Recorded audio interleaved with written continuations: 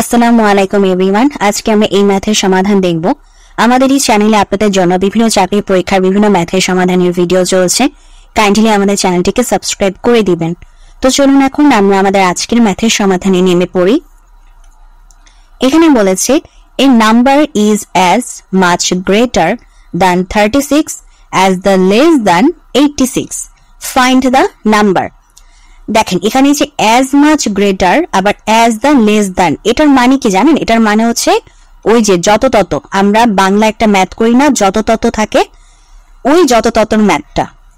বুঝতে পেরেছেন? তো এখন থেকে মাথায় রাখবেন, যখনই ইংলিশ টার্ম এরকম দেখবেন as much greater আর এখানে দেওয়া থাকবে as the less than, এর মানে হচ্ছে যত তত।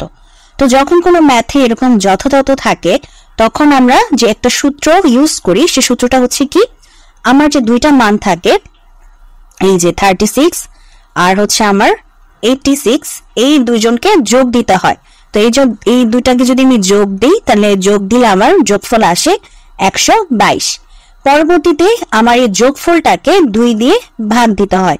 তো আমি যদি যোগফলকে 2 দিয়ে ভাগ দিই তাহলে আমার অ্যান্সার হয় 61।